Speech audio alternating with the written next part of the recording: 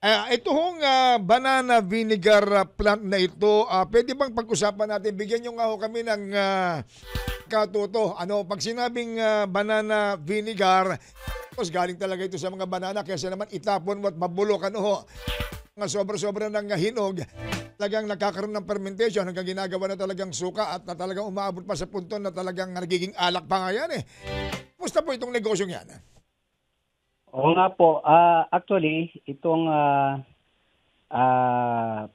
banana vinegar ay galing sa banana cardaba. Tapos actually yung vinegar na proyekto is isa lang pong offshoot doon sa project natin na Links Farm. Kasi yung Links Farm na project, yung linking small farmers holders to market with microfinance, Cardaba po yung minamarket natin ng co-op. And then, dumating yung punto na kasi pag dineliver mo yung saging, mayroong mga parte na hindi na tinatanggap kasi mayroon ng hinog or Ripe na, no? mayroon talagang, opo. So, kailangan pong ibalik doon sa cooperative. So, ginawa ng paraan para hindi masayang, ginawa po nating suka. Oh, diyan yung mga banana peels na sinasabi, ano ho, na fermented banana peels na yan, ginagamit ito sa paggawa ng suka at maaari ding i-compose bilang organic fertilizer at mayaman sa potassium, sa magnesium at mabisa ho para sa mga halaman natin. Tama ho ba? Opo. Katunayan nga po, itong lahat ng ito, hindi rin mangyayari kung hindi din sa tulong ng mga NGOs po. Mayroon din po tayong mga nagsusupport na NGOs, yung PFCCO, na nagbigay din po ng mga equipment, yung sinasabi ng fermentation tanks, vinegar extractor, at saka yung mga stainless tables. So yung sinasabi nyo pong mga fertilizers, hindi pa tayo nakarating dyan. Sa ngayon lang po, yung suka lang po talaga yung binigyan natin ng So ito isang malaking pagkakataon, isang malaking oportunidad para sa mga maliliit na negosyo. Dahil mura naman yung raw materials, hindi ba? Yung mga balat ng saging na yan at may demand sa merkado para sa organic, sustainable na produkto. Kung tutuusin, yung paggawa ng banana vinegar na yan, makatutulong mo tayo sa pagbawas ng basura. Recycle mo yung mga balat ng saging, yung mga overripe na prutas, pwede talagang gawing suka ho yan. Karaniwang itinatapon, tinapon mo lang ng gano'n yan, dudulot ng polusyon. Gagawin mo ng suka ito, animagong pakinabang at kita ho ng ating mga kababayan. Yes po. Hindi po yun, yung balat, kundi yung meat po talaga ng kardaba. Meat talaga, hindi balat ang ginagamit nyo. Opo. Talagang yung sobrang hinog na nire-reject na ng ilang mga sukiyaki, ipagbalik nun, yun na yung ginagamit at ipapasok na through fermentation. Yes po. Yun po ang ginagawa. Ano kalaki yung demand ng banana vinegar? Kasi kung tutuusin, mas mura yung sugarcane vinegar, iba pang ginagamitan ho ng mga chemical Mas mataas ang presyo nito bakit daw ho ganon? Yun po ang yung demand ng suka ngayon dito sa atin, hindi naman talaga tinitingnan kung saan anong produkto galing. Kasi ito nga, sinasabi ko kanina, ito ay offshoot lamang doon sa project natin. But yung co-op naman, yung suka na produce ng co-op natin is tamang-tama lang naman po dito sa ating mga community, sa Alyosan at saka sa North Cotabato. May katagalan din ang proseso nito kasi yung mga hamon sa produksyon ho niyan, yung mahabang proseso ng fermentation na tumatagal ng 3 hanggang 4 na linggo at syempre madaling masira yung produkto kung hindi umaayos yung pag-sterilize ng mga gamit o yung mga lalagyan. Lalo na yung paggamit daw ho ng mga plastic container, tama ba yun? Mari daw ho magdulot na hindi ka nais-nais na lasa? Yes po. Kaya nga yung binigay na mga equipments po dito,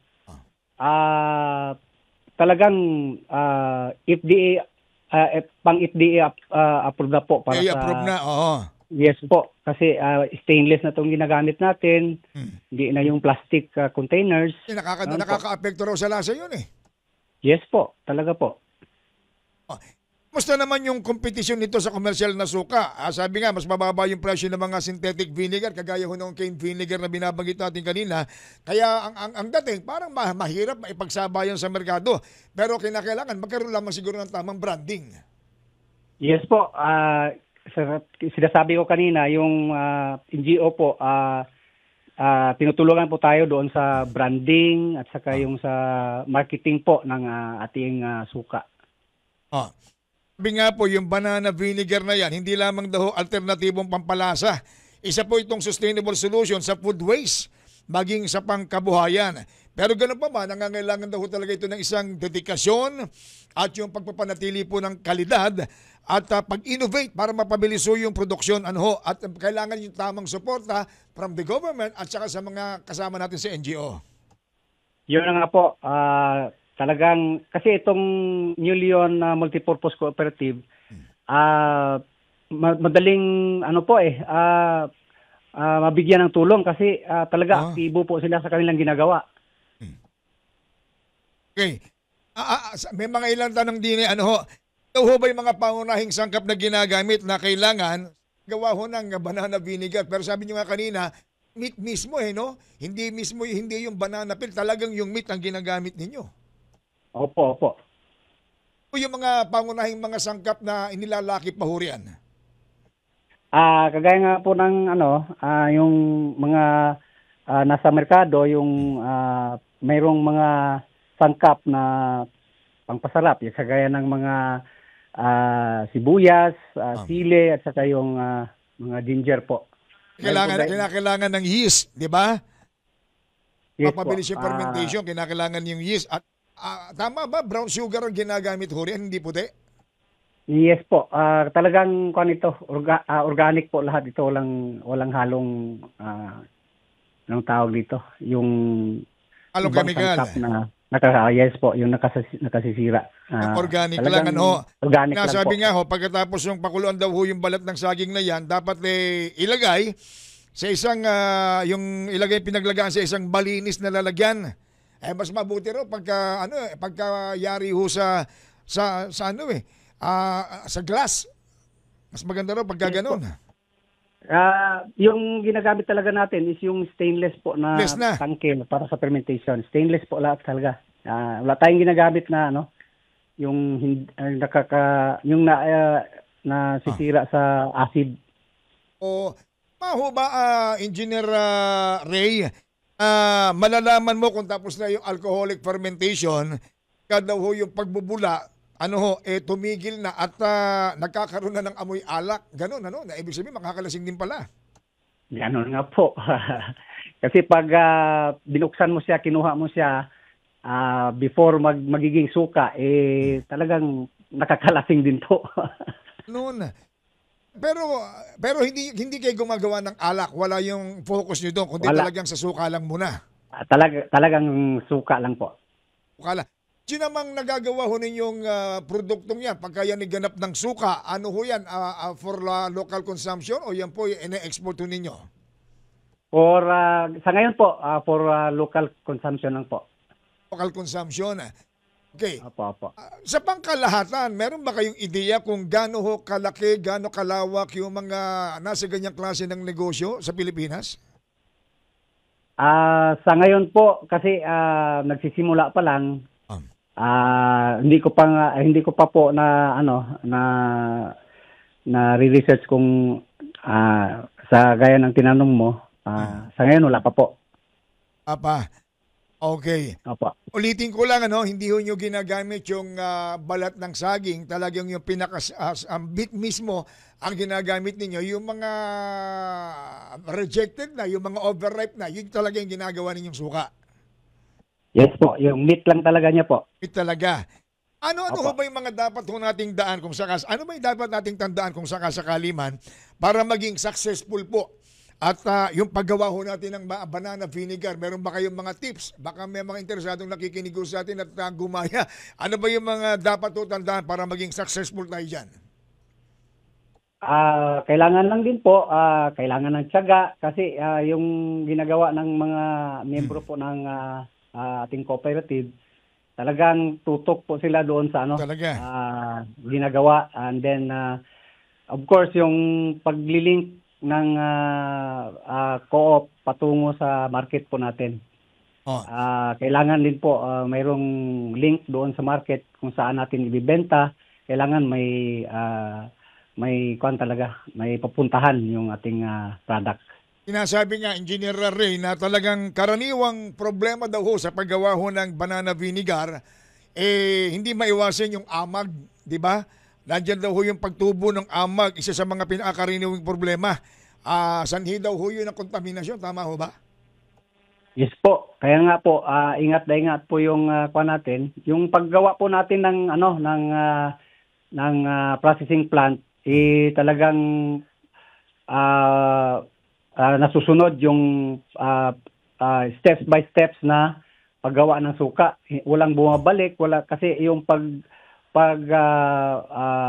gawa ng building mismo nung planta, kung mayroong sa step na pag-handling ng product, mayroong bumabalik or hindi nasusunod yung tamang steps, talagang makukontaminate po. So, yung paggagawa ng building is talagang nakasunod po doon sa requirements ng FDA po.